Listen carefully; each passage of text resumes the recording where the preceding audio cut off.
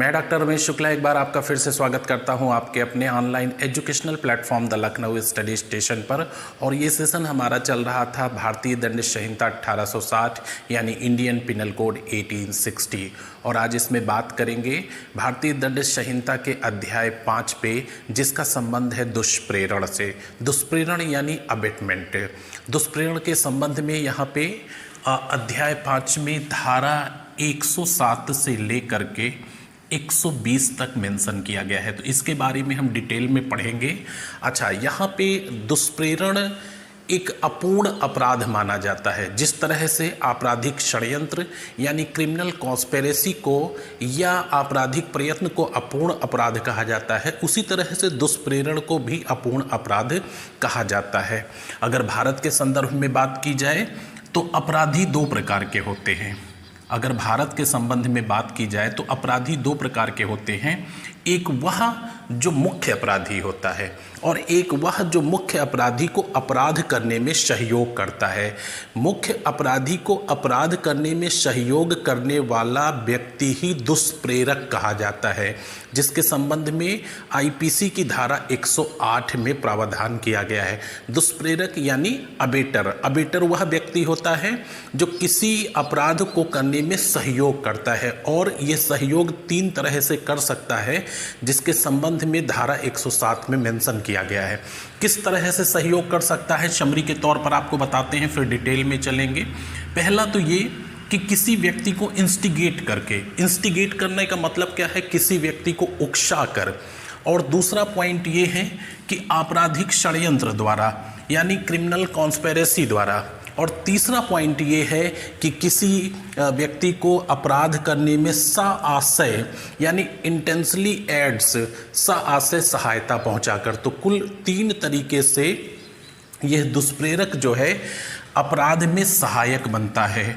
और भारतीय दंड संहिता के अंतर्गत दुष्प्रेरण के अपराध को दंडनीय बनाया गया है, जिसके संबंध में अध्याय 5 में सेक्शन 107 से लेकर के 120 तक मेंशन किया गया है। तो इसके बारे में हम लोग डिटेल में बात करेंगे। यहाँ पे समरी के तौर पे आपको चर्चा कर देते हैं कि जैसे उकसाकर, उकसाकर का मतलब क्या है। उकसाने का मतलब होता है कि यदि 2 व्यक्ति आपस में झगड़ा कर रहे हैं, एक दूसरे को जानते ही नहीं हैं, सडनली ऐसी कोई स्थिति आ गई जिससे वो दोनों व्यक्ति आपस में झगड़ पड़ते हैं। शायद वहीं ये कंडीशन वहाँ पे होती घटनास्थल पर कि दर्शक ना होते, क्योंकि अबेटर क्या करता है, कभी कभी छोटी सी घटना को अबेटर बहुत बड़े क्राइम का रूप दे देता है। इसलिए भारत में दुष्प्रेरण के अपराध को दंडनीय बनाया गया है। तो मैं बता रहा था आपको कि 2 व्यक्ति आपस में झगड़ा कर रहे हैं और ये दोनों व्यक्ति एक दूसरे को बिल्कुल नहीं जानते हैं। इन्हें एक दूसरे का नाम, एड्रेस और कुछ भी मालूम नहीं है। सडनली कहीं से आते हैं, छोटी सी कोई बात होती है जिसमें ये आपस में झगड़ पड़ते हैं। अगर उदाहरण के तौर पे ले ले, ये रोड पे चल रहे हैं और बाइक इनकी आपस में टकरा जाती है या कार टकरा जाती है, आपस में झगड़ा करने लगते हैं। अगर यहाँ पे एक भी दर्शक ना हो, एक भी व्यक्ति ना हो, किसी प्रकार की भीड़ ना हो हो सकता है इनकी बहस 2 मिनट में शांत हो जाए और ये दोनों अपनी अपनी गाड़ी में बैठकर अपने अपने रास्ते को चले जाएंगे। यानी कोई भी बड़ी घटना नहीं होगी, किसी प्रकार का यहाँ पे अपराध गठित नहीं होगा। लेकिन जैसे ही ये आपस में झगड़ा करते हैं, इनके शोरगुल को सुन करके दर्शक जमा होने लगते हैं। और जब ये दर्शक जमा होने लगते हैं तो ये दर्शक यहाँ पे दुष्प्रेरक का काम करते हैं, एबेटर का काम करते हैं। यहाँ पे इनका झगड़ा और बढ़ने लगता है और एक दूसरे पे हावी होने की कोशिश करते हैं। इन्हें ऐसा फील होता है कि कहीं इनकी नज़र में ये हारा हुआ ना महसूस करें, इनकी नज़र में पराजित महसूस न करें। ये इन्हें भी नहीं जानते कि ये कौन हैं, लेकिन ये इन्हें दुष्प्रेरित कर रहे हैं। तो इनकी नज़र में ये दोनों हारा हुआ न महसूस करें, इसलिए विजेता बनने के लिए एक दूसरे पे हावी होना शुरू होते हैं और छोटी सी बहस या छोटी सी घटना जो है बड़े क्राइम का रूप ले लेती है और हो सकता है कि एक दूसरे की हत्या पर जाकर ये ख़त्म हो। तो इस तरह से इंडियन पिनल कोड में दुष्प्रेरण के अपराध को दंडनीय बनाया गया है और इसी के बारे में हम आपसे डिटेल में बात करेंगे। एक एक पॉइंट पर डिटेल में बात करेंगे। आप इसका नोट्स बनाइएगा और यदि आप नोट्स बनाकर एक बार अच्छे से पढ़ लेते हैं तो यकीन मानिए जो ऑब्जेक्टिव क्वेश्चन पूछे जाएंगे उनका आंसर देने में आपको ज़रा सा भी दिक्कत नहीं होगी। तो आइए चलते हैं मेन पॉइंट पे। पहले पॉइंट पे आप आएंगे और यहाँ से एक एक चीज़ें आप नोट करना शुरू करेंगे। अगर आप नोट्स बनाते चलेंगे तो आपको कहीं भी असुविधा होने वाली नहीं है। दुष्प्रेरण, आपराधिक षड्यंत्र, दुष्प्रेरण यानी अबेटमेंट, आपराधिक षड्यंत्र यानी क्रिमिनल कॉन्स्पिरेसी एवं आपराधिक प्रयत्न यानी क्रिमिनल अटेम्प्ट के अपराधों को भारतीय दंड संहिता में अपूर्ण यानी इनक्वेट ऑफेंस या प्रारंभिक अपराध माना गया है। तो ये चीज़ मैंने आपको पहले भी बता दी, ये चीज़ आप क्लियर रखिए और इसको नोट में अपने लिखिए। दुष्प्रेरण, आपराधिक षड्यंत्र एवं आपराधिक प्रयत्न के अपराधों को भारतीय दंड संहिता में अपूर्ण अपराध या प्रारंभिक अपराध माना गया है। भारत में दो तरह के अपराधी होते हैं, पहला मुख्य अपराधी तथा दूसरा वह जो स्वयं अपराध नहीं करता बल्कि अपराध करने के लिए किसी व्यक्ति को प्रेरित करता है। अब चूंकि अपराध के लिए प्रेरित करता है तो यहाँ पे प्रेरित शब्द जो है ये आप देखिए, प्रेरित शब्द जो है ये पॉजिटिव है। प्रेरित शब्द ये पॉजिटिव शब्द है, ठीक है।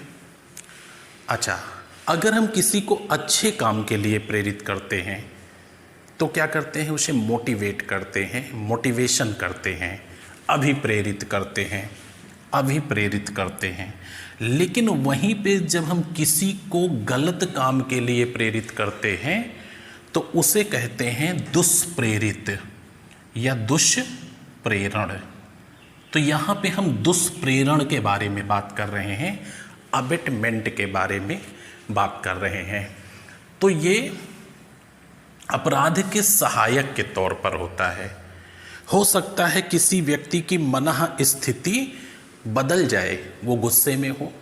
मान लीजिए आपके पास कोई आता है, आपका मित्र, और कहता है कि आज मैं फला व्यक्ति की हत्या कर दूंगा।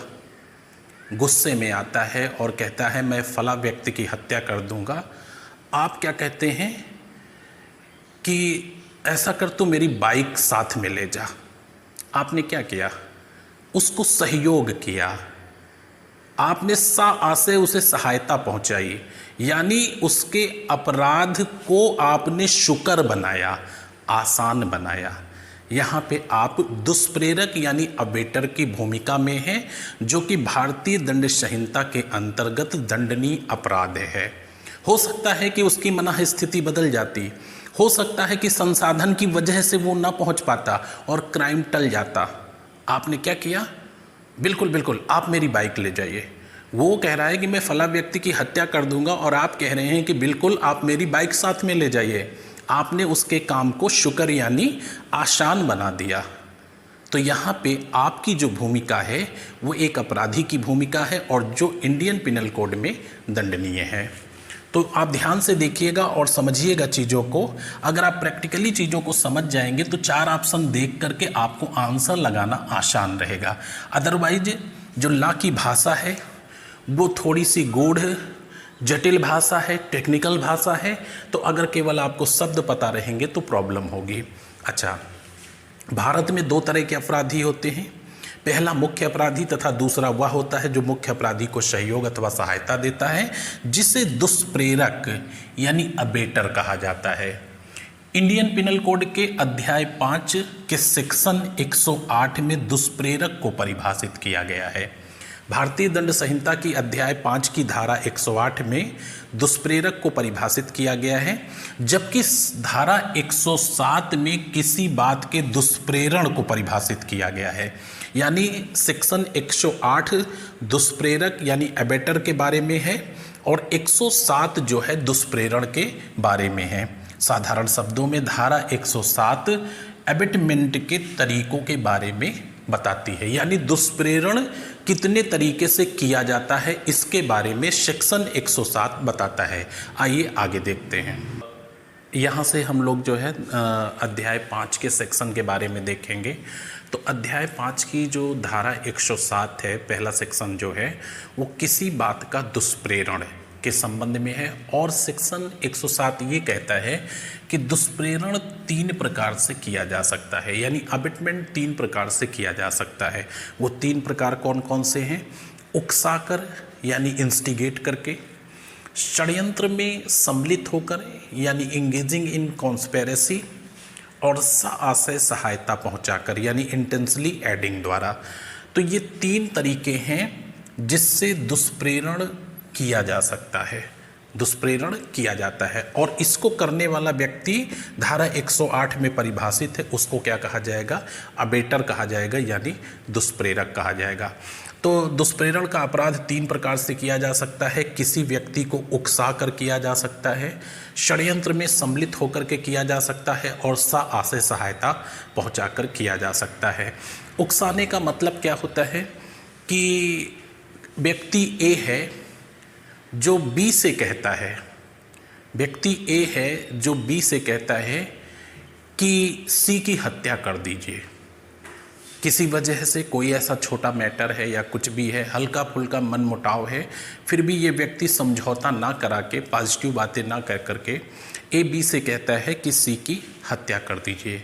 तो यहाँ पे 2 चीज़ें होंगी, या तो बी ए की बात से उसक कर या उसकी बात से उत्तेजित होकर सी की हत्या कर देगा, या यहाँ पर वो डिनाई कर देगा।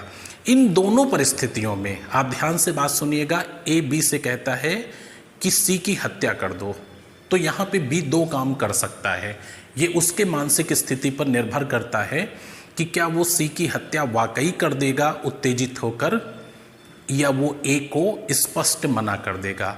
अगर इन दोनों परिस्थितियां सामने आती हैं बावजूद ए अपराधी है, ए दोषी है, उसका कारण क्या है कि ए दुष्प्रेरक की भूमिका में है। यहाँ बी ने डिनाई कर दिया है, बी किसी अपराध का दोषी नहीं है, लेकिन ए अभी भी दुष्प्रेरक के रूप में हमारे समाज में घूम रहा है। यहाँ बी दुष्प्रेरित नहीं हुआ है, उसने सी का मर्डर नहीं किया है। ये ए व्यक्ति यदि खुला घूम रहा है और इसको दंडित नहीं किया जाता है तो ये किसी अन्य व्यक्ति को दुष्प्रेरित करेगा, वो नहीं दुष्प्रेरित होगा तो फिर किसी अन्य व्यक्ति को करेगा, यानी ये तब तक ऐसा करता रहेगा जब तक अपने काम से संतुष्ट नहीं हो जाएगा। तो यहाँ पे चाहे क्राइम हो या ना हो, लेकिन यहाँ पे ए को दंडित किया जाएगा। तो किसी व्यक्ति को उकसा करके, इंस्टिगेट करके, या षड्यंत्र में सम्मिलित होकर, या आशय सहायता पहुँचा करके, 3 तरह से दुष्प्रेरण का अपराध किया जा सकता है। यहाँ पे हमने उकसा कर के बारे में लिखा है। उकसाने का तात्पर्य किसी कार्य को करने के लिए उत्साहित करना, उत्तेजित करना, भड़काना या हौसला बढ़ाना। ये तीनों बातें हो सकती हैं, किसी कार्य को करने के लिए उत्साहित करना, उत्तेजित करना, भड़काना या हौसला बढ़ाना।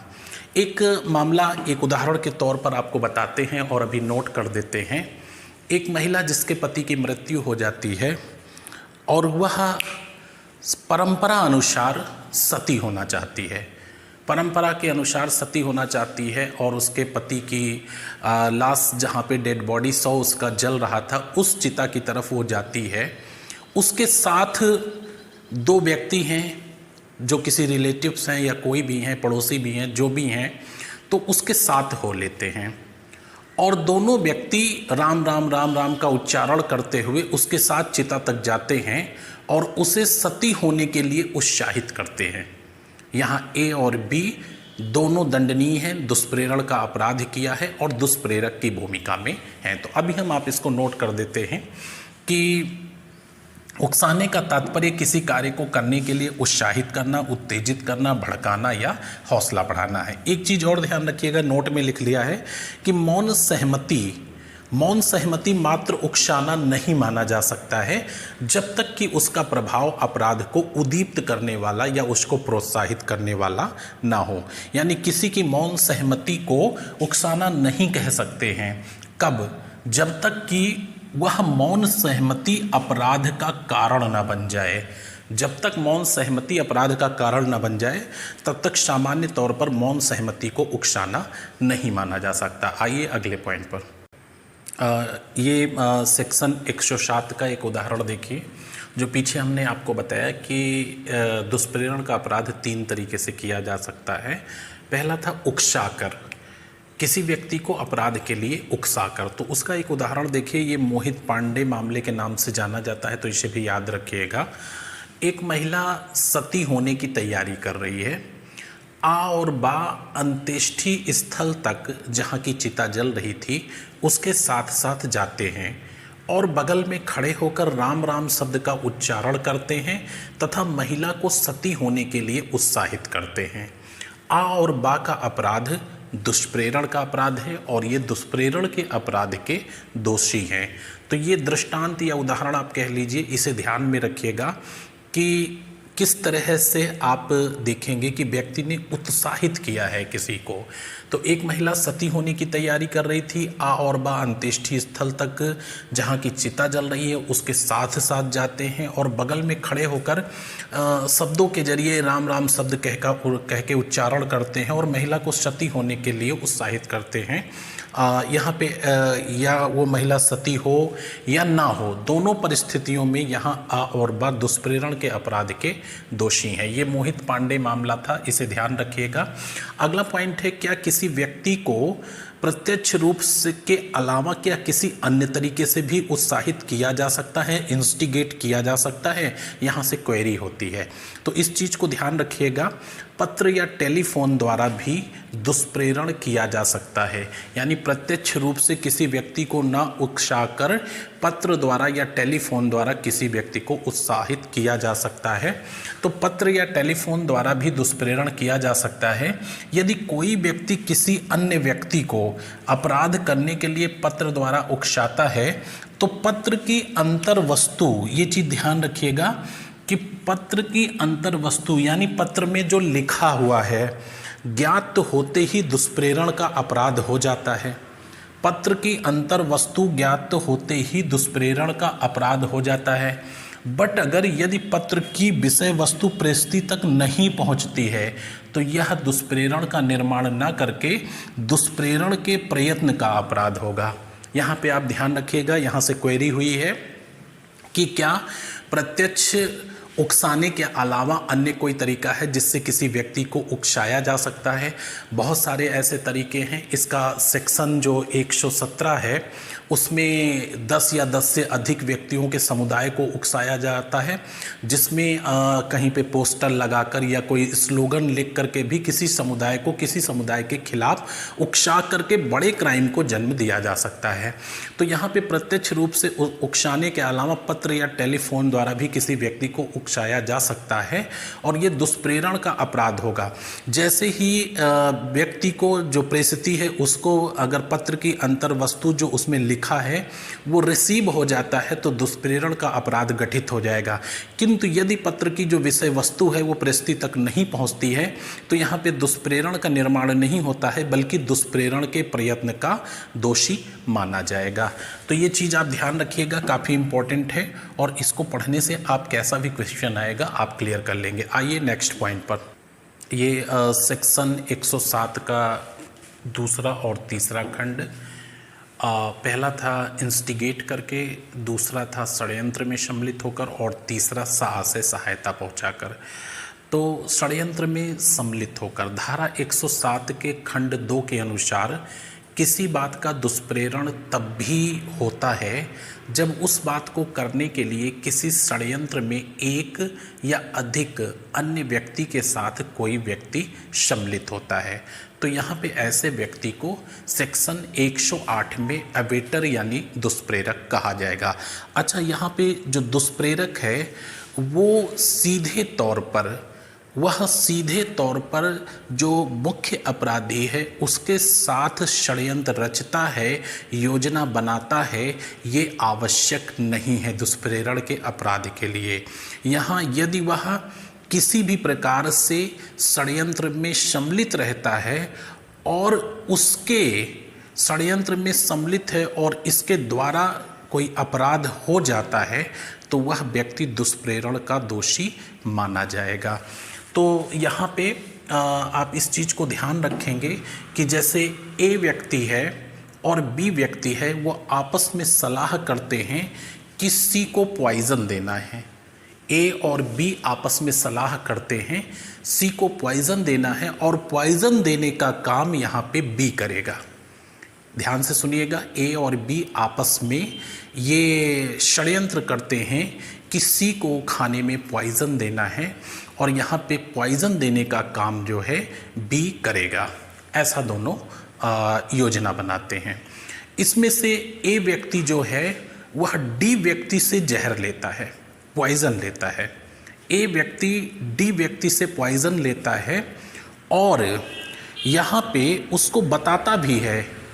ए व्यक्ति डी व्यक्ति से पॉइज़न लेता है और उसको बताता है कि हमें सी व्यक्ति को जहर दे करके मारना है। ए व्यक्ति डी व्यक्ति से उस पॉइजन को देने का तरीका, उसकी प्रकृति, उसके असर के बारे में पूछता है और बताता है कि एक मेरा मित्र है या मेरा सहयोगी है, बिना उसका नाम बताए वो पॉइजन देने का काम करेगा।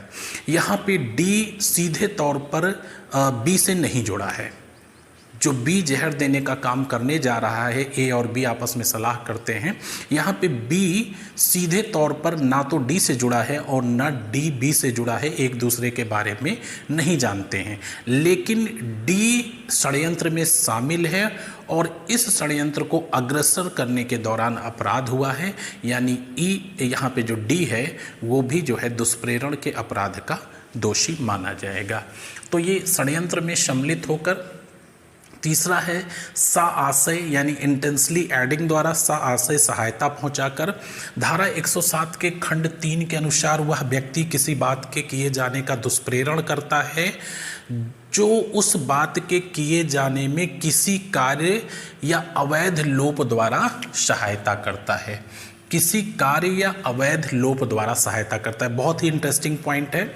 सेक्शन 107 आईपीसी का खंड 3 के अनुसार वह व्यक्ति किसी बात के किए जाने का दुष्प्रेरण करता है, यानी अमिटमेंट करता है जो उस बात के किए जाने में किसी कार्य करे या अवैध लोप द्वारा सहायता करे। तो इन दोनों पॉइंटों पे हम आपसे बात करते हैं, कोई कार्य करे या अवैध लोप द्वारा सहायता करे। एक उदाहरण देखिए, आपके सामने लिखा हुआ है, ये उमी मामला था, इसको ध्यान रखिएगा। एक पुरोहित द्विविवाह उत्सव की अध्यक्षता करता है। एक पुरोहित द्विविवाह उत्सव की अध्यक्षता करता है।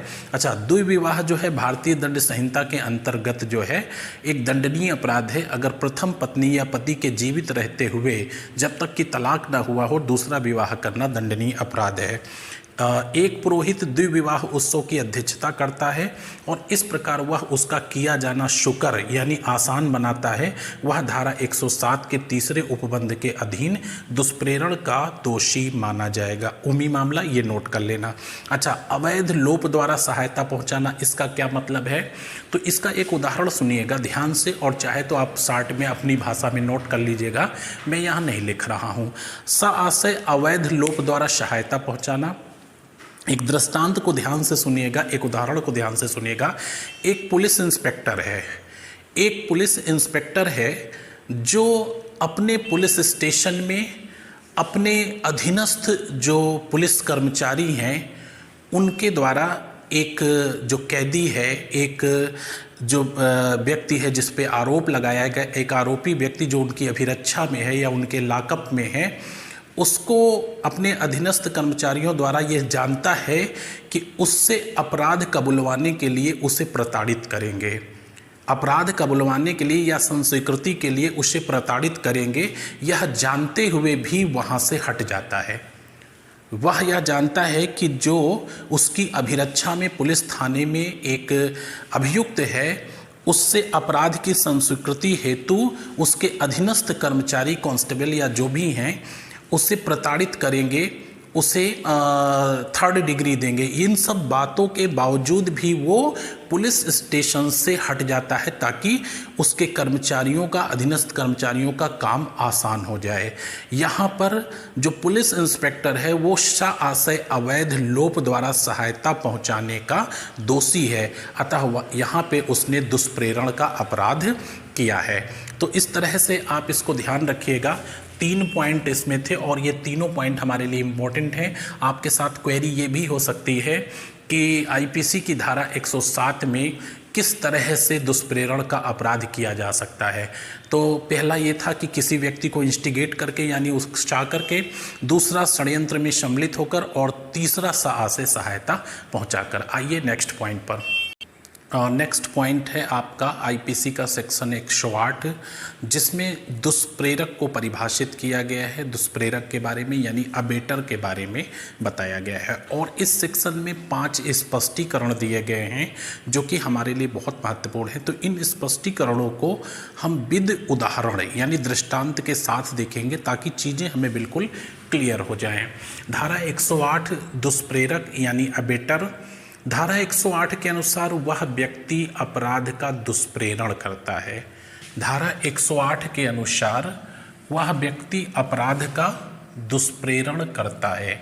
जो अपराध के किए जाने का दुष्प्रेरण करता है, जो अपराध के किए जाने का दुष्प्रेरण करता है या ऐसे कार्य के किए जाने का दुष्प्रेरण करता है, जो अपराध के किए जाने का दुष्प्रेरण करता है या ऐसे कार्य के किए जाने का दुष्प्रेरण करता है जो अपराध होता, यदि वह कार्य अपराध करने के लिए विधि अनुसार समर्थ व्यक्ति द्वारा उसी आशय या ज्ञान से जो दुष्प्रेरक का है किया जाता।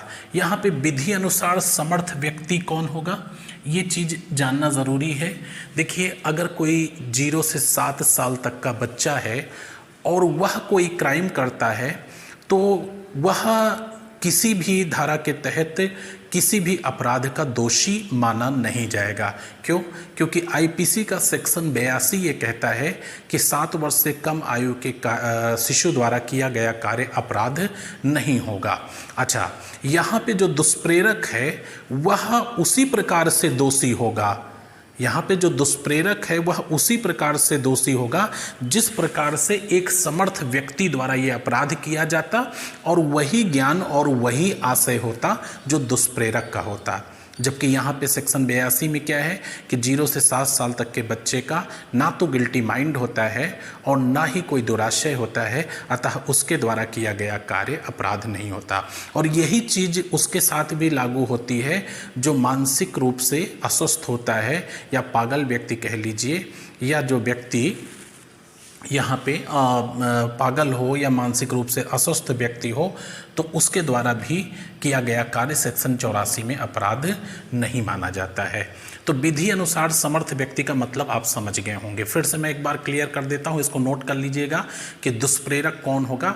धारा 108 के अनुसार वह व्यक्ति अपराध का दुष्प्रेरण करता है जो अपराध के किए जाने का दुष्प्रेरण करता है या ऐसे कार्य के किए जाने का दुष्प्रेरण करता है जो अपराध होता, यदि वह कार्य अपराध करने के लिए विधि अनुसार समर्थ व्यक्ति द्वारा उसी आशय या ज्ञान से जो दुष्प्रेरक का है किया जाता। अच्छा, कोई बात तब तक अपराध नहीं मानी जाती है जब तक उसके पीछे एक दूषित मस्तिष्क ना हो, यानी गिल्टी माइंड ना हो। क्योंकि हमने आपको पीछे पढ़ाया है कि किसी भी अपराध के 4 चरण होते हैं और इन 4 चरणों से गुजरता है तब वह माना जाता है कि अपराध हुआ है। अच्छा, ये 4 चरण कौन से हैं लाइटली मैं आपको बता देता हूँ। सबसे पहली चीज़ मानव या मनुष्य। कोई भी अपराध करने के लिए कम से कम एक मनुष्य होना चाहिए, क्योंकि जो विधि है, विधि के अनुसार केवल मनुष्य ही अपराध कर सकता है। और उसका कारण क्या है कि मनुष्य ही दुराशय का गठन कर सकता है। तो एक मनुष्य होना चाहिए, वह दुराशय का गठन करेगा, फिर अटेम्प्ट करेगा, उसका प्रयत्न करेगा, प्रयास करेगा, और परिणाम अगर क्षति होता है तो वही क्षति स्वयं अपने आप में अपराध होगी। तो यहाँ पे इस चीज़ को आप ध्यान रखिएगा और इसकी डेफिनेशन जो है आपसे पूछी जा सकती है। इसमें 5 स्पष्टीकरण दिए गए हैं। जो पहला स्पष्टीकरण है ये देखें आप।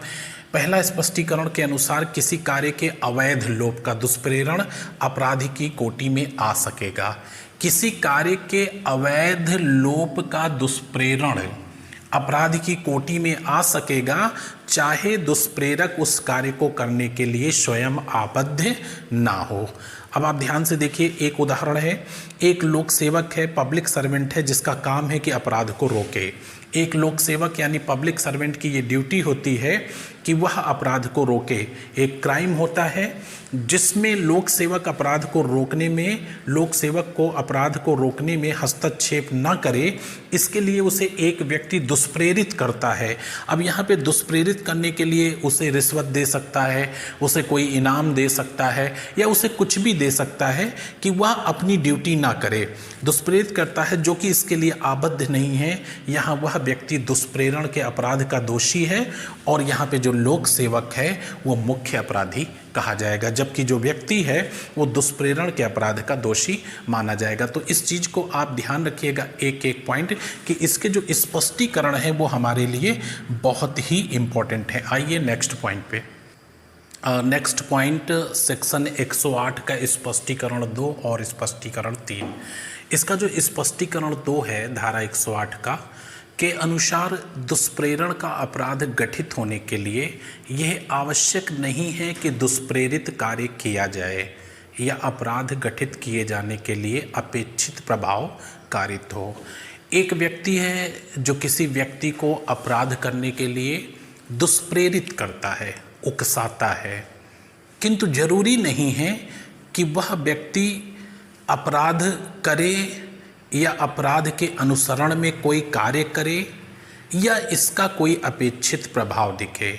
यहाँ पे दुष्प्रेरक किसी भी परिस्थिति में दंडित किया जाएगा और उसका कार्य अपराध माना जाएगा। यहाँ पे एक उदाहरण दिया है, दृष्टांत दिया है, इसको देखिएगा, ये डेफिनेशन नोट कर लीजिएगा। स्पष्टीकरण 2 के अनुसार दुष्प्रेरण का अपराध गठित होने के लिए आवश्यक नहीं है कि दुष्प्रेरित कार्य किया जाए या अपराध गठित किए जाने के लिए अपेक्षित प्रभाव कारित हो। उदाहरण क्या है? खा को गा की हत्या करने के लिए उकसाता है। का एक व्यक्ति है, खा को गा की हत्या करने के लिए उकसाता है। खा हत्या करने से इनकार कर देता है। खा हत्या करने से इनकार कर देता है। का हत्या के दुष्प्रेरण का दोषी है। यहाँ आप ये नहीं कह सकते हैं कि नहीं कोई अपराध नहीं हुआ, कोई क्राइम नहीं हुआ। यहाँ पे का ने दुष्प्रेरण का अपराध किया है। ये अलग बात है कि खा ने डिनाई कर दिया है, मना कर दिया है, लेकिन का आज भी अगर उसके खिलाफ कार्रवाई नहीं होती है तो आज भी वह स्वतंत्र रूप से घूम रहा है और वो खा की जगह किसी अन्य व्यक्ति को गा की हत्या किए जाने के लिए दुष्प्रेरित करेगा। अतः यहाँ पे का को दंडित किया जाना आवश्यक है। तो का खा को गा की हत्या करने के लिए उकसाता है, बट खा हत्या करने से इनकार कर देता है, लेकिन का यहाँ पे दुष्प्रेरण के अपराध का दोषी माना जाएगा। अच्छा, स्पष्टीकरण 3 देखिए, काफ़ी इंपॉर्टेंट है और ये पूछा भी जाता है। स्पष्टीकरण 3 के अनुसार यह आवश्यक नहीं है कि दुष्प्रेरित व्यक्ति अपराध करने के लिए विधि अनुसार समर्थ हो, उसका वही दुराशय हो जो दुष्प्रेरक का है। यहाँ पे काफ़ी इंपॉर्टेंट पॉइंट है, इसका मतलब समझिएगा। स्पष्टीकरण 3 के अनुसार यह आवश्यक नहीं है, यह आवश्यक नहीं है कि प्रेरित व्यक्ति अपराध करने के लिए विधि अनुसार समर्थ हो। इसका मतलब क्या है? विधि अनुसार समर्थ हो और उसका वही दुराशय हो जो दुष्प्रेरक का है। यहाँ पे यदि 0 से 7 साल तक के बच्चे द्वारा कोई अपराध किया जाता है तो वह विधि अनुसार समर्थ नहीं माना जाता है किसी क्राइम के लिए। क्यों? क्योंकि 0 से 7 साल तक के बच्चे द्वारा किया गया कार्य अपराध नहीं होता है। एक व्यक्ति ऐसा है जो मानसिक रूप से अस्वस्थ है या पागल व्यक्ति है तो उसके द्वारा भी किया गया कार्य अपराध नहीं होता है, क्योंकि वो विधि मानती है कि वो अपराध करने के लिए समर्थ नहीं है और वह दुराशय का गठन नहीं कर सकता है। किंतु यहाँ इसके बावजूद भी दुष्प्रेरक इससे वंचित नहीं होगा, वह उसी प्रकार से दंडित होगा जिस प्रकार से यह विधि अनुसार समर्थ व्यक्ति अपराध करता है और उसका वही दुराशय होता है जो दुष्प्रेरक का होता है। तो इसको ध्यान से सुनिएगा फिर से। स्पष्टीकरण 3 के अनुसार यह आवश्यक नहीं है कि दुष्प्रेरित व्यक्ति अपराध करने के लिए विधि अनुसार समर्थ हो। यहाँ पे ये आवश्यक नहीं है, हो सकता है नहीं भी हो सकता है। यहाँ दुष्प्रेरक उसी प्रकार से दंडित किया जाएगा जिस तरह से वो विधि अनुसार समर्थ व्यक्ति को दुष्प्रेरित करने का अपराध करता है, उसका वही दुराशय हो जो दुष्प्रेरक का है। अब देखिए दृष्टांत से आपको चीज़ समझ में आ जाएगी। का खा की हत्या करने के लिए, का खा की हत्या करने के आशय से गा को, जो कि 7 वर्ष से कम आयु का शिशु है, उकसाता है। का खा की हत्या करने के आशय से गा को, जो कि 7 वर्ष से कम आयु का शिशु है, उकसाता है। गा का की अनुपस्थिति में खा की हत्या कर देता है। गा जो कि 7 साल से कम आयु का शिशु है, का की अनुपस्थिति में जिसने उकसाया है, खा की हत्या कर देता है। यहाँ गा उस अपराध को करने के लिए समर्थ नहीं था। क्यों? सेक्शन 82 कहता है कि 7 साल से कम आयु के बालक द्वारा किया गया कार्य अपराध नहीं होगा, किंतु का उसी प्रकार से दंडित होगा मानो गा वह अपराध करने के लिए विधि अनुसार समर्थ था और उसका वही आशय था जो दुष्प्रेरक का था। यहाँ पे का हत्या का दोषी होगा और हत्या के लिए जो दंड का प्रावधान किया गया है उसी दंड से दंडित किया जाएगा। आइए नेक्स्ट पॉइंट पर। नेक्स्ट पॉइंट आपका है स्पष्टीकरण 4 और 5, ये दोनों देखेंगे। सेक्शन 108 में जो 5 स्पष्टीकरण दिए हैं उनमें से चौथा स्पष्टीकरण है के अनुसार अपराध का दुष्प्रेरण, अपराध होने के कारण ऐसे दुष्प्रेरण भी अपराध है। यानी स्पष्टीकरण 4 में कहा गया है कि दुष्प्रेरण भी अपराध है, क्योंकि दुष्प्रेरण अपने आप में अपराध होता है। तो इसका एक दृष्टांत देखिए। गा को या की हत्या करने को उकसाने के लिए, गा को या की हत्या करने को उकसाने के लिए खा को का उकसाता है। यानी खा को का उकसाता है, का दूर बैठा व्यक्ति है, का खा को उकसाता है कि वो गा को उकसाए और गा उत्तेजित होकर या की हत्या कर दे। ऐसे मामलों में इन्वेस्टिगेशन करने में पुलिस अधिकारियों को बहुत दिक्कत होती है, क्योंकि वास्तविक अपराधी कहीं और बैठा रहता है, वो किसी और से किसी और किसी और से किसी और। तो पुलिस इन्वेस्टिगेशन में वहाँ तक पहुँचना काफ़ी मुश्किल हो जाता है। तो इसे हम आपराधिक षड्यंत्र में भी लाते हैं। गा को या की हत्या करने को उकसाने के लिए खा को का उकसाता है, परिणाम स्वरूप गा या की हत्या कर देता है। यहाँ खा एवं का दोनों समान रूप से दुष्प्रेरण के दोषी हैं। तो ये स्पष्टीकरण 4 है, यानी दुष्प्रेरण भी अपराध है, क्योंकि दुष्प्रेरण अपने आप में अपराध है। स्पष्टीकरण 5 के अनुसार षड्यंत्र द्वारा दुष्प्रेरण का अपराध करने के लिए यह आवश्यक नहीं है कि दुष्प्रेरक उस अपराध को करने वाले व्यक्ति के साथ मिलकर उस अपराध की योजना बनाए। यहाँ यह पर्याप्त है कि उस षड्यंत्र में सम्मिलित हो जिसके अनुसरण में वह अपराध किया गया है। इसका एक दृष्टांत हमने बताया था आपको, वो यहाँ पे लिखा नहीं रहा हूँ, बस आपको समझ में आ जाना चाहिए। तो इसका उदाहरण नहीं लिखा रहा हूँ, आप ध्यान से सुनिएगा कि का और खा आपस में एक ऐसी योजना बनाते हैं कि हमें या को जहर दे करके मारना है। का और खा आपस में योजना बनाते हैं कि या को जहर दे करके मारना है। अब दोनों में ये आम सहमति बनती है कि हम दोनों में से का व्यक्ति जो है वो जहर देगा। अब खा क्या करता है कि ये जाकर के योजना चर्चा करता है एक अन्य व्यक्ति से, घा मान लीजिए एक व्यक्ति घा से चर्चा करता है और उससे विष लेने की इच्छा जाहिर करता है कि वो उसे जहर दे दे ताकि वो का को जा कर के दे दे और का जो है या की जहर देकर हत्या कर दे। अब क्या होता है कि खा व्यक्ति जो है वो घा से जो चर्चा कर रहा है, सलाह कर रहा है, तो घा को ये चीज़ ज्ञात है कि या की हत्या होनी है, लेकिन का के द्वारा होनी है ऐसा ज्ञात नहीं है। घा यहाँ पे विष देता है, उसकी प्रकृत परिणाम बताता है और खा ला करके उसे का को देता है, का उसको देकर या की हत्या कर देता है। अब यहाँ पे हत्या करने वाला व्यक्ति का और एक आपराधिक षड्यंत्र में शामिल दूसरा व्यक्ति घा आपस में एक दूसरे को नहीं जानते हैं। यानी आपस में जो मुख्य अपराधी है और ये जो घा व्यक्ति है, इनमें कोई भी संवाद किसी प्रकार का नहीं है, लेकिन फिर भी घा यहाँ पे दुष्प्रेरण के अपराध का दोषी है, क्योंकि वह षड्यंत्र में शामिल है और उस षड्यंत्र के अनुसरण में जो है या की हत्या हुई है। तो यहाँ पे घा और खा ये दुष्प्रेरण के अपराध के समान रूप से दोषी होंगे। आइए नेक्स्ट पॉइंट पर। नेक्स्ट पॉइंट है आपका अध्याय 5 का सेक्शन 108 का, जिसमें कहा गया है कि भारत से बाहर के अपराधों का भारत में दुष्प्रेरण है। यानी कहने का मतलब ये है कि अपराध जो है भारत की संप्रभुता से बाहर किसी अन्य देश में होता है, लेकिन उसका दुष्प्रेरण जो है वो भारत के अंदर किया जाता है। तो ये आईपीसी का सेक्शन 108 का है, काफ़ी इम्पोर्टेंट है, बाद में जोड़ा गया सेक्शन है। वह व्यक्ति भारतीय दंड संहिता के अंतर्गत अपराध का दुष्प्रेरण करता है। वह व्यक्ति भारतीय दंड संहिता के अंतर्गत अपराध का दुष्प्रेरण करता है जो भारत से बाहर किए जाने वाले कार्य। अब कौन सा कार्य? ऐसा कार्य जो अगर भारत में किया जाता तो अपराध होता, का दुष्प्रेरण यदि भारत में करता है तो वह दुष्प्रेरण के अपराध का दोषी माना जाएगा। तो ये सेक्शन नोट कर लीजिएगा, हो सकता है आपसे यही पूछ लिया जाए कि भारत से बाहर यानी श्रीलंका में कोई क्राइम होता है और उसका दुष्प्रेरण जो है भारत में किया जाता है, तो सेक्शन 108 का के अंतर्गत आएगा। आइए नेक्स्ट पॉइंट पर। और नेक्स्ट पॉइंट मैंने एक चार्ट के जरिए आपको समझाने की कोशिश की है।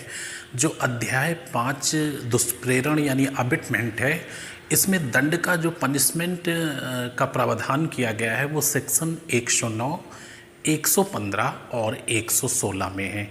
तो 109, 115 और 116 इन सेक्शनों में दुष्प्रेरण के लिए किस प्रकार से दंड का प्रावधान किया गया है, ये चीज़ बताने के लिए यहाँ पे हमने एक चार्ट बनाया है।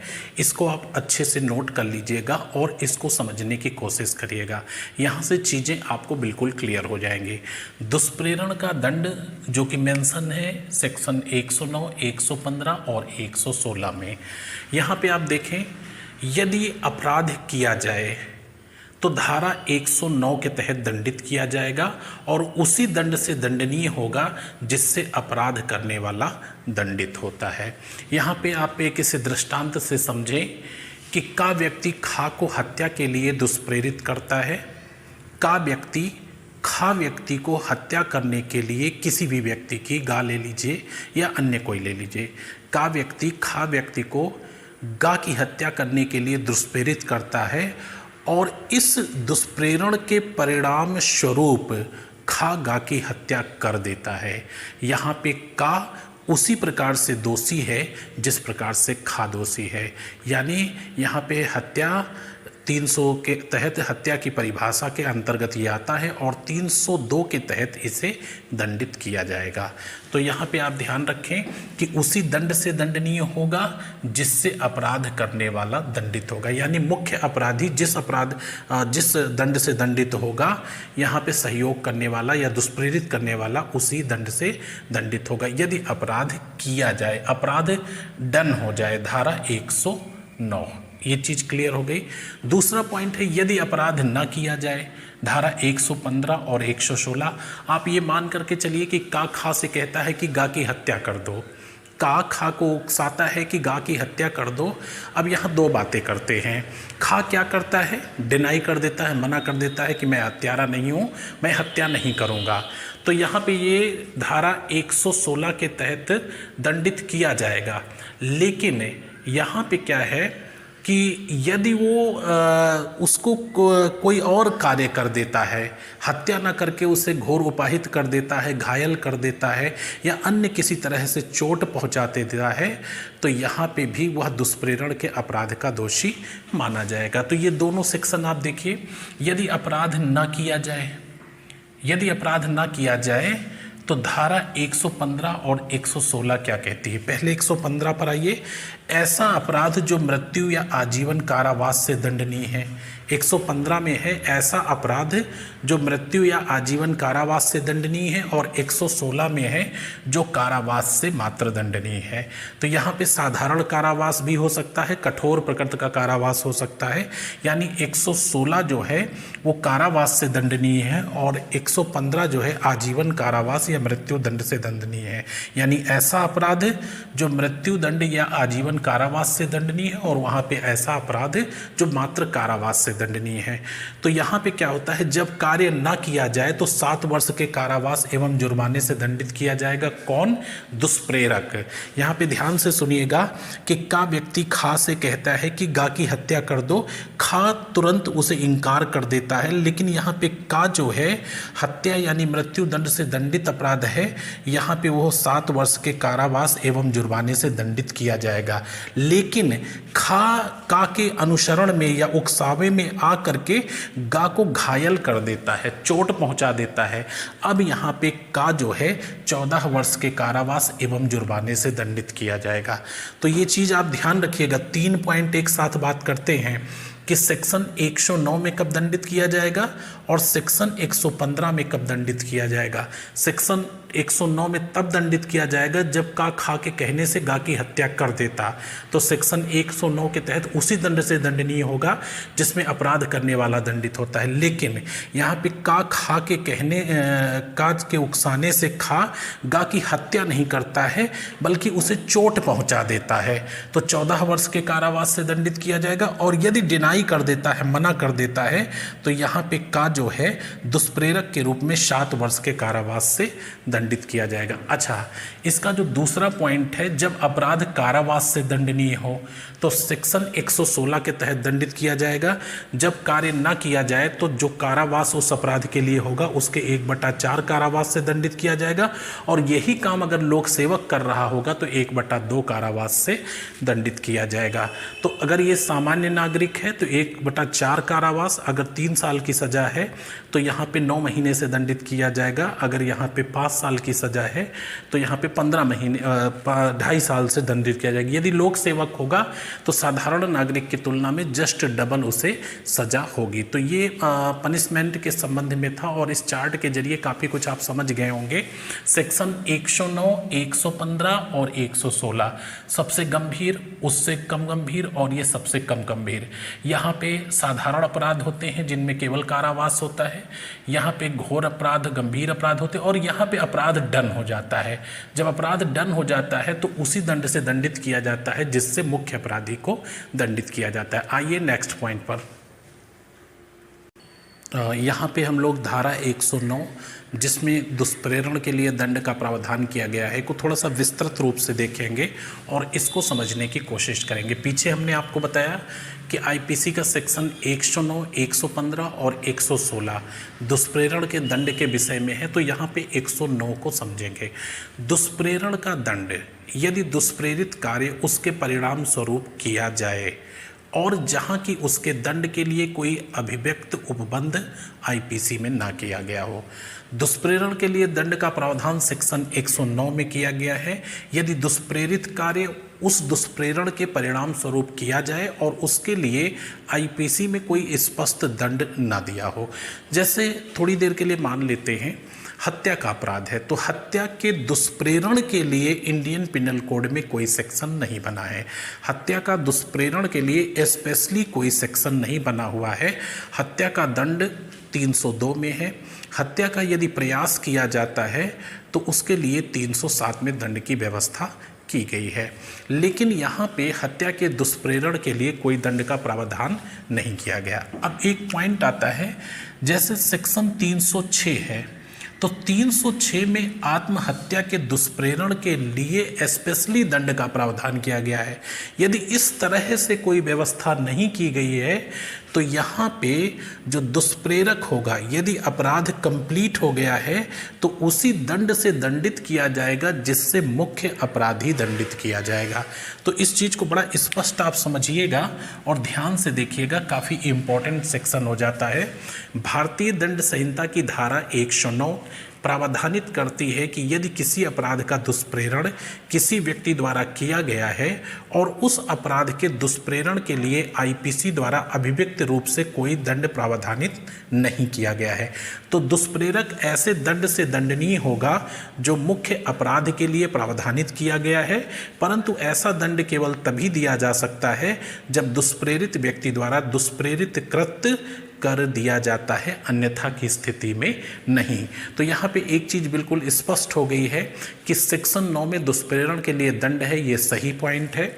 उसके बाद जो है यहाँ पे किसी अपराध का दुष्प्रेरण किसी व्यक्ति द्वारा किया गया है और उस दुष्प्रेरण के संबंध में आईपीसी में कोई प्रावधान नहीं है, तो यहाँ पे दुष्प्रेरक जो है उसी दंड से दंडित किया जाएगा जिससे मुख्य अपराधी, लेकिन यहाँ पे क्राइम कंप्लीट होना चाहिए, तभी 109 के तहत दंडित किया जाएगा। आइए नेक्स्ट पॉइंट पर।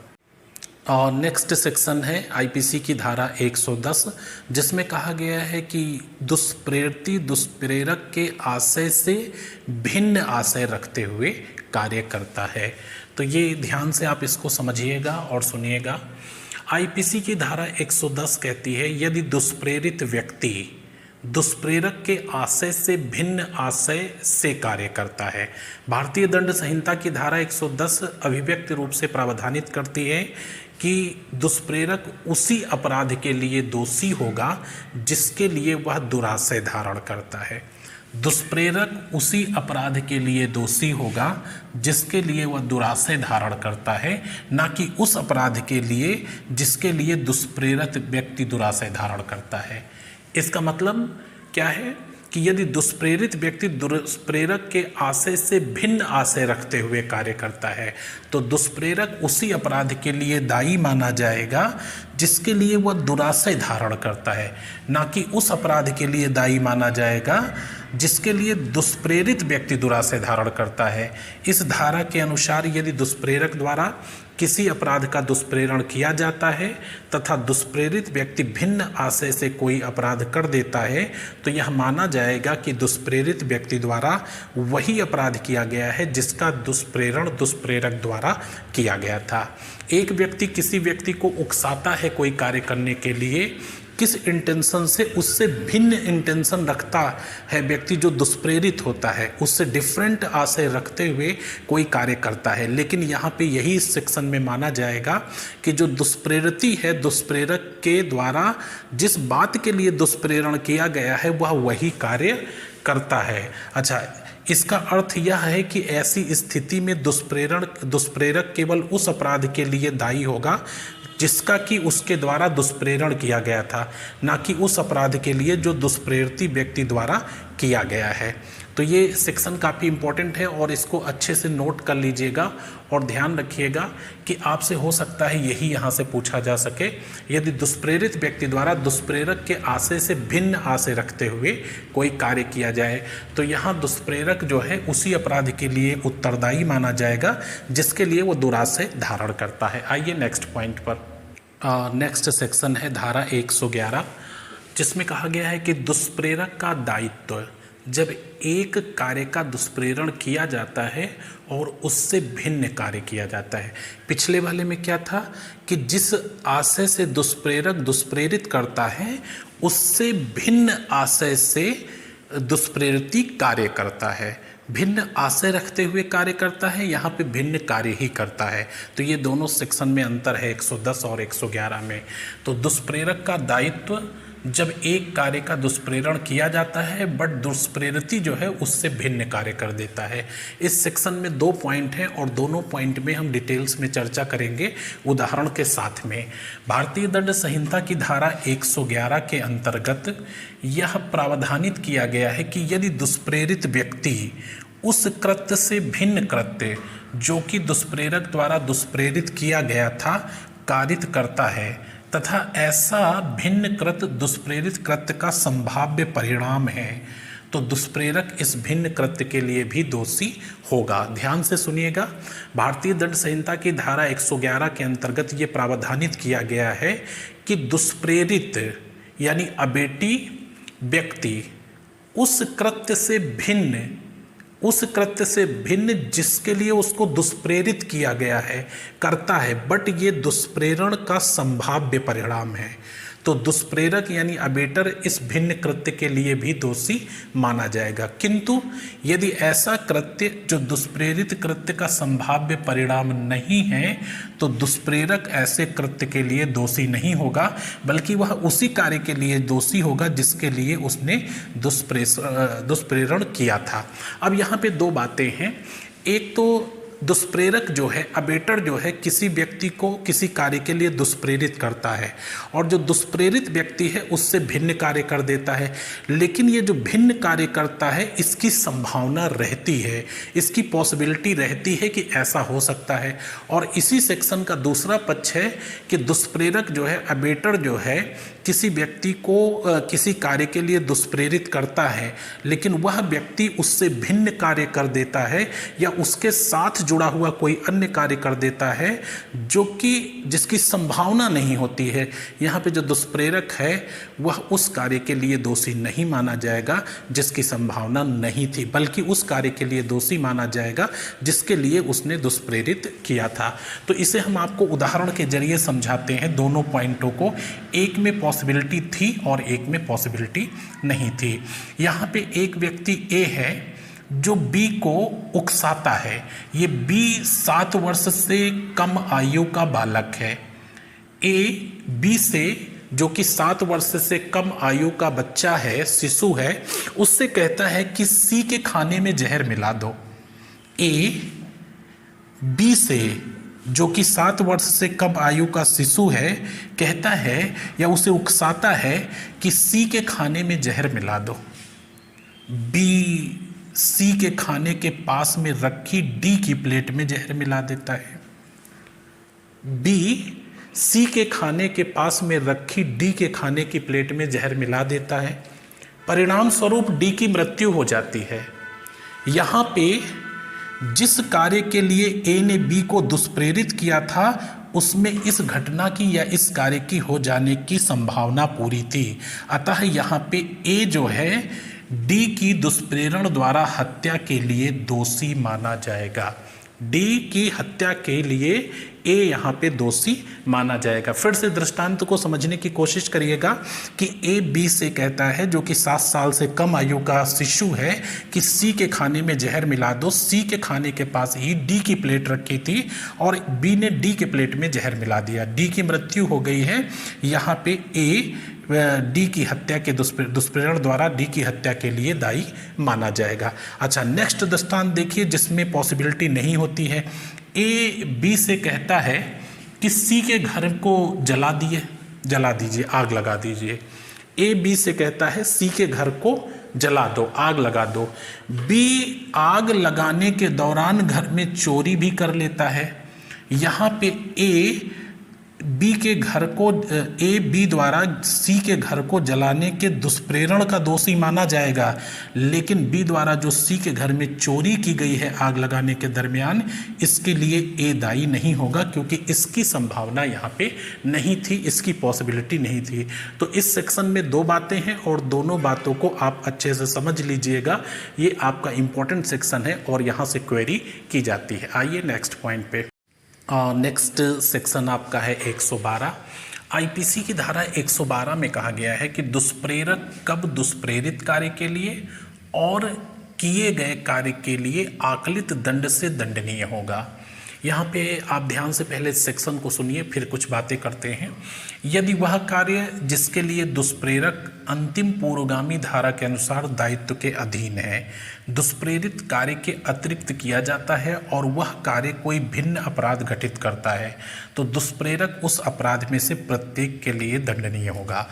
अर्थात जब दुष्प्रेरित का कार्य उस कार्य से भिन्न होता है जिसका दुष्प्रेरण किया गया है, परंतु उस कार्य के अग्रसरण में होता है, तब दुष्प्रेरक का वही दायित्व होगा जो दुष्प्रेरित का है। यहाँ पे देखिए ये बताया जा रहा है कि किसी अपराध के लिए कोई व्यक्ति किसी को दुष्प्रेरित करता है, किसी अपराध के लिए कोई व्यक्ति किसी व्यक्ति को दुष्प्रेरित करता है, लेकिन उस अपराध को करने के दौरान जो दुष्प्रेरिती होता है, एबेटी जो होता है, वो अन्य अपराध भी कर बैठता है जो इस अपराध के अग्रसरण के दौरान हो जाता है। यहाँ पे जो होने वाले क्रमिक रूप से अपराध हैं उन सब के लिए उसी प्रकार से दुष्प्रेरक जिम्मेदार होगा जिस तरह से दुष्प्रेरिती जिम्मेदार है। एक उदाहरण के जरिए इसको समझिएगा कि ए व्यक्ति एक है जो कि दुष्प्रेरक है, वह बी दुष्प्रेरिती जो है इससे कहता है कि सी को इस मार्ग से जाने से रोकिएगा। ए बी से कहता है कि सी को, जो कि एक पब्लिक पथ है, एक ऐसा लोक मार्ग है जिससे जाने के लिए, वो किसी का निजी मार्ग नहीं है, उससे जाने के लिए सी को रोकने का दुष्प्रेरण उकसाता है। ए बी को कहता है कि सी को इस लोक मार्ग से जाने से रोकिएगा। यहाँ पे बी दुष्प्रेरित जो है बी है, यह सी को इस लोक मार्ग से जाने से रोकने के दौरान गंभीर रूप से घायल कर देता है, घोर उपहित कर देता है। तो यहाँ पे ए इनमें से होने वाले प्रत्येक अपराध के लिए उसी प्रकार से दायी होगा जिस प्रकार से बी जिम्मेदार होगा।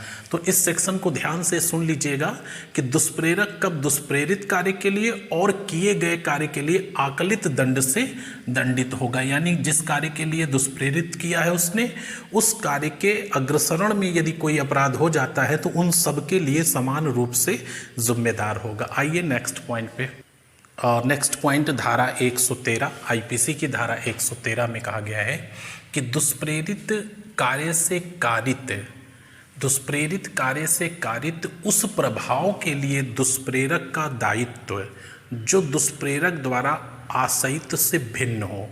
यानी एक व्यक्ति किसी व्यक्ति को किसी कार्य के लिए उकसाता है और जिस प्रभाव या जिस आशय से वह उकसाता है उससे भिन्न कोई प्रभाव पड़े। जिस कार्य के लिए उकसाता है, जिस प्रभाव को सोच करके उकसाता है, जो वो आशा रखता है कि इसके लिए मैं उकसा रहा हूँ, उससे भिन्न कोई प्रभाव पड़े तो उसके लिए दंड का प्रावधान धारा 113 के तहत किया गया है। दुष्प्रेरित कार्य से कारित उस प्रभाव के लिए दुष्प्रेरक का दायित्व है जो दुष्प्रेरक द्वारा आशयित से भिन्न हो। यहाँ पे सुनिए ध्यान से, धारा 113 के अनुसार जबकि कार्य का दुष्प्रेरण दुष्प्रेरक द्वारा किसी विशेष प्रभाव को कारित करने के आशय से किया जाता है। धारा 113 के अनुसार जबकि कार्य का दुष्प्रेरण दुष्प्रेरक द्वारा किसी विशेष प्रभाव को कारित करने के आशय से किया जाता है। यानी एक व्यक्ति किसी को इसलिए उत्साहित करता है कि वह यह कार्य करे और उसका प्रभाव ये पड़ेगा, किंतु यहाँ पे ऐसा नहीं होता है। दुष्प्रेरण के परिणाम स्वरूप जिस कार्य के लिए दुष्प्रेरक दायित्व के अधीन है वह कार्य दुष्प्रेरक के द्वारा आश्रित प्रभाव से भिन्न प्रभाव कारित कर देता है, तब दुष्प्रेरक कारित प्रभाव के लिए उसी प्रकार से उसी विस्तार तक दायित्व के अधीन होगा मानो उस कार्य का दुष्प्रेरण उसी प्रभाव को कारित करने के आशय से किया गया था। इसको एक उदाहरण के जरिए से आपको समझाते हैं, बहुत अच्छे से समझ में आ जाएगा। का खा को उकसाता है कि वह गा को घोर उपाहित करे। का खा को उकसाता है कि वह गा को घोर उपाहित करे। यानी का यहाँ पे दुष्प्रेरक है, खा यहाँ पे दुष्प्रेरिती है। का खा को उकसाता है कि वह गा को गंभीर रूप से घायल कर दे और इसी आशा से वो उकसाता है उसको कि खा के हमले से गा गंभीर रूप से घायल हो जाएगा। लेकिन ऐसा नहीं होता है, ये प्रभाव नहीं दिखता है। खा के घोर उपाहित करने से या खा के हमले से गा की मृत्यु हो जाती है। आप समझ गए होंगे। का यहाँ पे इसलिए उकसाता है कि खा गा को गंभीर रूप से घायल करे और इसी आशा के साथ उकसाता है, लेकिन खा के ऐसा करने के दौरान गा की मृत्यु हो जाती है। का यहाँ पे हत्या के लिए उपबंधित दंड से दंडनीय होगा। आप क्लियर हो गए होंगे। एक बार मैं इसको फिर से पढ़ता हूं, आप स्पष्ट सुनिएगा और कहीं से कोई कंफ्यूजन नहीं रखिएगा।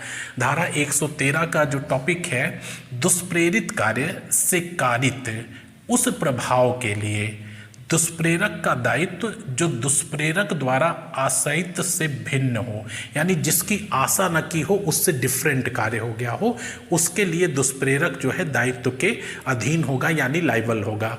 धारा 113 के अनुसार जबकि कार्य का दुष्प्रेरण दुष्प्रेरक द्वारा किसी विशेष प्रभाव को कारित करने के आशय से किया जाता है और दुष्प्रेरण के परिणाम स्वरूप जिस कार्य के लिए दुष्प्रेरक दायित्व के अधीन है वह कार्य दुष्प्रेरक के द्वारा आशयित प्रभाव से भिन्न प्रभाव कारित करता है, तब दुष्प्रेरक कारित प्रभाव के लिए उसी प्रकार और उसी विस्तार तक दायित्व के अधीन होगा मानो उसने उस कार्य का दुष्प्रेरण उसी प्रभाव को कारित करने के आशय से किया हो। यहाँ पे दुष्प्रेरक यह कहकर जिम्मेदारी से नहीं बच सकता है कि साहब हमने तो केवल खा को ये कहा था कि आप उसको बस हाथ पैर तोड़ना, उसको गंभीर रूप से घायल करना। आप समझ रहे हैं इस दृष्टांत को कि का खा से कहता है कि गा को गंभीर रूप से घायल कर दो, उसके हाथ पैर तोड़ दो, लेकिन खा के ऐसे एक्ट के दौरान गा की मृत्यु हो जाती है। यहाँ पे का जो है हत्या के अपराध का दोषी होगा और यहाँ पे ऐसा माना जाएगा कि का ने जो है हत्या के लिए ही उकसाया था खा को। यहाँ पे वो ये कह करके नहीं बच सकता है कि नहीं मैंने ये नहीं कहा था, मैंने ये कहा था कि बस उसको गंभीर रूप से घायल करना। तो ये धारा 13 आपके लिए काफ़ी इम्पोर्टेंट है और इसको नोट कर लीजिएगा और इसके दृष्टांत को भी मैंने नोट कर दिया है, तो इसके जरिए से ये चीज़ आपको समझ में आ जाएगी। आइए नेक्स्ट पॉइंट पर। नेक्स्ट पॉइंट सेक्शन 114 जिसमें कहा गया है कि दुष्प्रेरक का दायित्व है यदि वह उस स्थल पर बना रहता है जहां की अपराध कारित किया गया है, यानी दुष्प्रेरक की लायबिलिटी क्या होगी यदि वो उस स्थान पर बना रहता है जहां पे अपराध कारित किया गया है। तो ये सेक्शन काफ़ी इंपॉर्टेंट है और बहुत ज़्यादा चर्चा में रहता है, बहुत ज़्यादा पूछा जाने वाला सेक्शन है। ध्यान से सुनिएगा। धारा 114 इंडियन पिनल कोड के सेक्शन 114 में दुष्प्रेरण के दायित्व का मुख्य अपराध के दायित्व के रूप में समपरिवर्तित हो जाने के बारे में प्रावधानित करती है। आईपीसी की धारा 114 दुष्प्रेरण के दायित्व का मुख्य अपराध के दायित्व के रूप में समपरिवर्तित हो जाने के बारे में प्रावधानित करती है।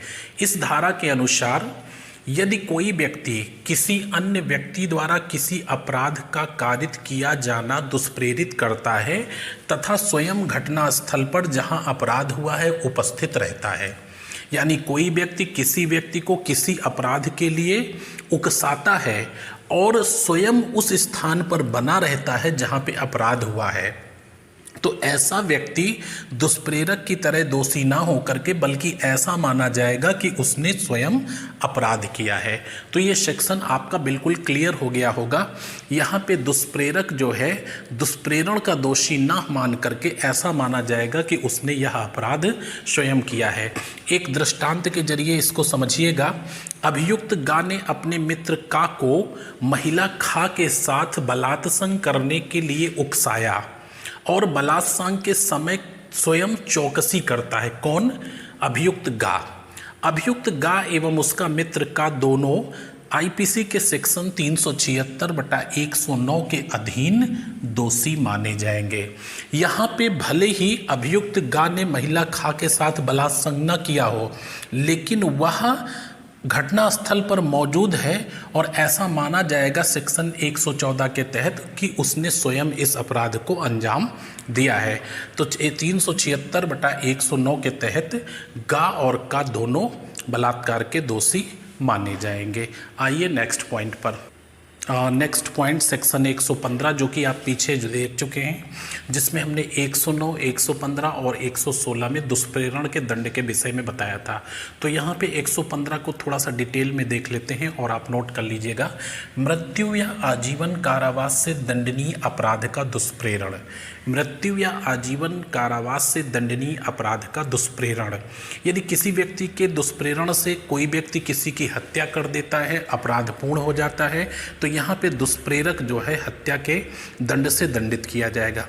लेकिन यदि इसी अपराध में वह किसी को दुष्प्रेरित करता है कि वह उसकी हत्या कर दे और वह व्यक्ति डिनाई कर देता है तो 7 वर्ष के कारावास से दंडित किया जाएगा। लेकिन यदि हत्या की जगह उसे गंभीर रूप से घायल कर देता है या अन्य कोई हानि पहुंचा देता है तो यहाँ पे दुष्प्रेरक 14 वर्ष के कारावास से दंडित किया जाएगा। अच्छा, मृत्यु या आजीवन कारावास से दंडनीय अपराध का दुष्प्रेरण।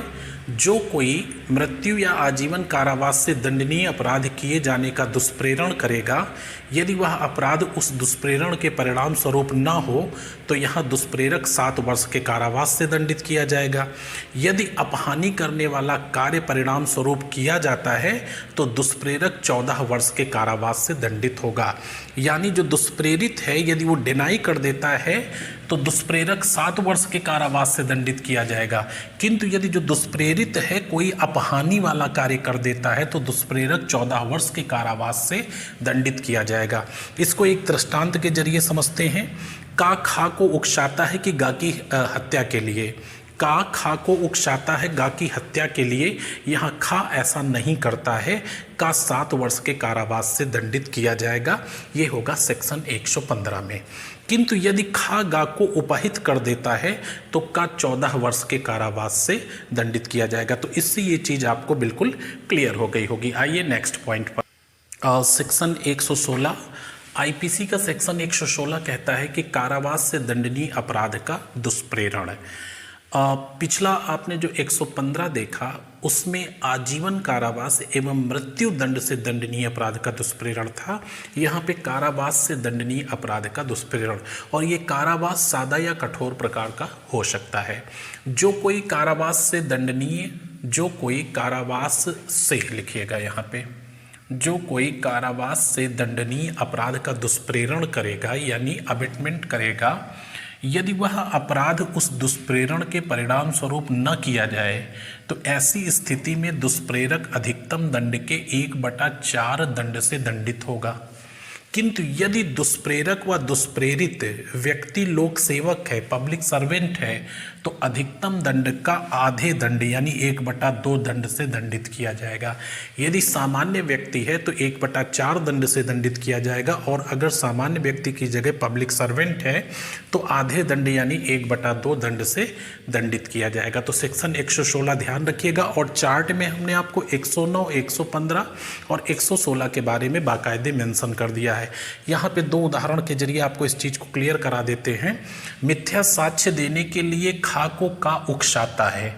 यहाँ यदि खा मिथ्या साक्ष्य ना दे भी तब भी का दुष्प्रेरण के अपराध का दोषी है और 1/4 दंड का भागी होगा। तो यहाँ पे ये चीज क्लियर रखिएगा। और दूसरा दृष्टांत है कि का एक पुलिस ऑफिसर है जिसका कर्तव्य है लूट का निवारण करना, किंतु वह लूट का दुष्प्रेरण करता है। यहाँ वह अधिकतम कारावास के आधे कारावास यानी 1/2 कारावास से दंडित होगा। तो सेक्शन 116 ध्यान रखिएगा, कारावास से दंडनीय अपराध का दुष्प्रेरण। आइए नेक्स्ट पॉइंट पर। नेक्स्ट पॉइंट आपका है सेक्शन 117 आईपीसी। इसमें कहा गया है कि लोक साधारण यानी आम पब्लिक, लोक साधारण द्वारा या 10 से अधिक व्यक्तियों के समूह द्वारा अपराध किए जाने का दुष्प्रेरण। ध्यान रखिएगा, लोक साधारण यानी जनता द्वारा या 10 से अधिक व्यक्तियों के समूह द्वारा अपराध किए जाने का दुष्प्रेरण, अबेटमेंट। जब दुष्प्रेरित जनसाधारण या 10 से अधिक व्यक्ति होते हैं या कोई ऑर्गेनाइजेशन, कोई दल, कोई संगठन और किसी अपराध को करने का दुष्प्रेरण करते हैं, तब यहाँ दुष्प्रेरक 3 वर्ष के कारावास अथवा जुर्माने अथवा दोनों से दंडनीय होगा।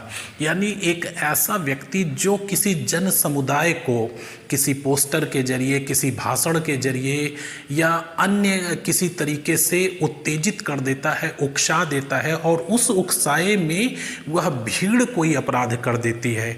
तो यहाँ पे जो अबेटर है, दुष्प्रेरक है, वह 3 वर्ष के कारावास या जुर्माने या दोनों से दंडित किया जाएगा। तो ये भी ध्यान रखिएगा, ये पूछा जा सकता है आपसे।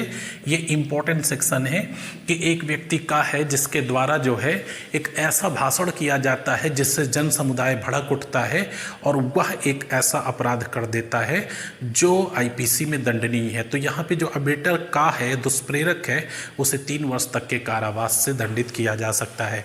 अच्छा, अब इस अध्याय के जो नेक्स्ट पॉइंट है उसका सेक्शन 118, 119 और 120, ये क्या है? परिकल्पना को छुपाना, यानी कंसीलिंग डिज़ाइन, परिकल्पना को छुपाना।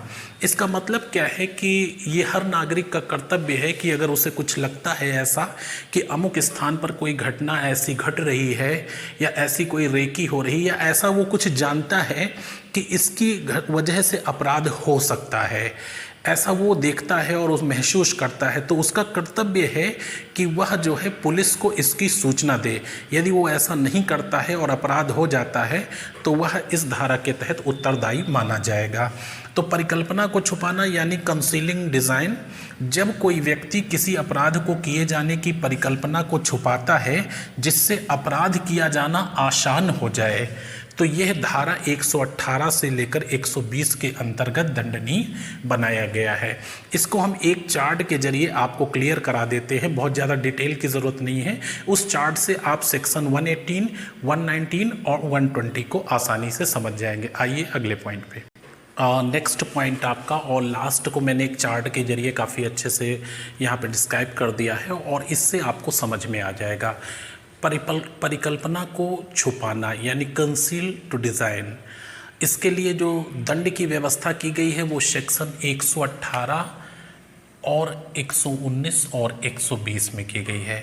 सेक्शन 118 और 120 के तहत जो है आम पब्लिक को दंडित किया जाएगा, यानी किसी भी व्यक्ति को, और सेक्शन 119 के तहत लोक सेवक को दंडित किया जाएगा। यानी कंसील डिज़ाइन का मतलब यहाँ पे क्या है? यहाँ से आप इसको देखिए पहले। लोक सेवक द्वारा परिकल्पना को छिपाया जाना, सेक्शन 119, जब अपराध किया जाए तो 1/2 दंड से और मृत्यु या आजीवन कारावास के लिए अगर दंड किसी अपराध में है तो 10 वर्ष के कारावास से लोक सेवक दंडित किया जाएगा, और जब अपराध न किया जाए तो 1/4 से दंडित किया जाएगा। इसमें मतलब क्या है कि एक पब्लिक सर्वेंट है, एक लोक सेवक का है, जिसे ये मालूम है कि फला स्थान पर लूट की घटना होने वाली है और वह इस बात को जानते हुए भी इसकी इत्तला विभाग को नहीं देता है, पुलिस डिपार्टमेंट को या अन्य को इसकी सूचना नहीं देता है, और ये घटना अगर हो जाती है, अगर यह घटना लूट की हो जाती है तो यह लोक सेवक जो ये जानता था कि फला जगह पे लूट होने वाली है, वह लूट के लिए जो दंड है उसका 1/2 दंड से दंडित किया जाएगा, और यदि यह लूट नहीं होती है तो 1/4 से वह दंडित किया जाएगा, क्योंकि उसने अपनी जिम्मेदारी को, अपनी ड्यूटी को नहीं निभाया, जबकि उसका ये कर्तव्य था कि इसकी इत्तला वो पुलिस को दे। तो ये तो लोक सेवक के लिए दंड की व्यवस्था हो गई जब वो परिकल्पना को छुपाता है, यानी किसी अपराध को डिज़ाइन किया जा रहा है, उस डिज़ाइन को जानते हुए कोई लोक सेवक अगर छुपाता है तो आईपीसी के सेक्शन 119 के तहत दंडित किया जाएगा। अगर अपराध हो जाता है तो 1/2 दंड से दंडित किया जाएगा। यदि अपराध ऐसा है जिसमें मृत्यु या आजीवन कारावास का दंड है तो 10 वर्ष के कारावास से दंडित किया जाएगा, और यदि अपराध नहीं होता है तो जो भी अधिकतम दंड है उसका 1/4 दंड से दंडित किया जाएगा। तो ये तो लोक सेवक के बारे में हो गया सेक्शन 119। जो सेक्शन 118 और 120 है, ये किसी व्यक्ति द्वारा परिकल्पना का छिपाया जाना। तो यहाँ पे सेक्शन आप इधर देखिए, अपराध मृत्यु या आजीवन कारावास से अगर दंडनीय है तो सेक्शन 118 के तहत दंडित किया जाएगा, और यदि अपराध केवल कारावास से दंडनीय है तो सेक्शन 120 के तहत दंडित किया जाएगा। अपराध मृत्यु या आजीवन कारावास से दंडनीय है तो सेक्शन 118 के तहत उस व्यक्ति को दंडित किया जाएगा जिसने उस परिकल्पना को छुपाया है और जिससे अपराध होना जो है आसान हो गया है। जब अपराध किया जाए तो 7 वर्ष के कारावास से दंडित किया जाएगा, और जब अपराध न किया जाए तो 3 वर्ष के कारावास से दंडित किया जाए। यहाँ पे एक दृष्टांत, आप एक उदाहरण के जरिए समझ सकते हैं कि एक व्यक्ति का है जिसे ये मालूम था कि खा स्थान पर डकैती पड़ने वाली है। एक व्यक्ति का है जिसे मालूम था कि खा स्थान पर डकैती पड़ने वाली है, और इसके बावजूद भी वो ये सूचना दे देता है कि खा स्थान पर नहीं बल्कि गा स्थान पर डकैती पड़ने वाली है। यदि ये घटना हो जाती है तो उसे 7 वर्ष तक के कारावास से दंडित किया जा सकता है, और अगर ये घटना नहीं होती है तो 3 वर्ष तक के कारावास से दंडित किया जाएगा। अच्छा, सेक्शन जो 120 है वो अपराध ऐसे जो केवल कारावास से दंडनीय है। यहाँ पे कठोर और सरल कारावास हो सकता है। जब अपराध हो जाता है तो 1/4 दंड से दंडित किया जाएगा, और जब अपराध नहीं होता है तो 1/8 दंड से दंडित किया जाएगा। तो परिकल्पना को छुपाया जाना, इसका मतलब ये है कि एक व्यक्ति या एक लोक सेवक किसी घटना के बारे में जानता है या किसी ऐसे परिकल्पना या डिज़ाइन के बारे में जानता है जो कुछ लोग मिलकर के अपराध करने को डिज़ाइन कर रहे हैं, और एक आम नागरिक या एक लोक सेवक है ये जानते हुए भी उसको पुलिस अधिकारी को इत्तला इसकी नहीं देता है, मजिस्ट्रेट को इसकी सूचना नहीं देता है, और वह अपराध हो जाता है या नहीं हो जाता है। यदि अपराध हो जाता है तो लोक सेवक है तो 1/2 दंड से दंडित होगा, अगर नहीं है तो 1/4 से दंडित होगा। अगर आम व्यक्ति है और अपराध कारावास से केवल दंडनीय है तो सेक्शन 120 के तहत 1/4 जब अपराध हो जाएगा, और अपराध नहीं होगा तो 1/8 से दंडित होगा। जबकि अगर ऐसा अपराध है जिसमें मृत्यु या आजीवन कारावास का प्रावधान है तो सेक्शन 118 के तहत अपराध हो जाने पर 7 वर्ष के कारावास से, और जब अपराध नहीं होगा तो 3 वर्ष के कारावास से दंडित किया जाएगा। तो इस तरह से आपने आईपीसी का जो अध्याय 5 देखा, ये अबेटमेंट यानी दुष्प्रेरण से संबंधित था और बहुत ही महत्वपूर्ण अध्याय था। यहीं से भारतीय दंड संहिता में अपराध की शुरुआत होती है। अध्याय 4 तक सामान्य तौर पर आपने देखा, लेकिन अध्याय 5 से ऑफेंस शुरू होता है, और ये दुष्प्रेरण का अपराध जो है एक सहायक अपराध माना जाता है। तो इसको बहुत अच्छे से पढ़िएगा, यहाँ से ऑब्जेक्टिव प्रश्न पूछे जाने की पूरी संभावना होती है। मिलते हैं नेक्स्ट क्लास में, तब तक के लिए शुभकामनाएं, धन्यवाद।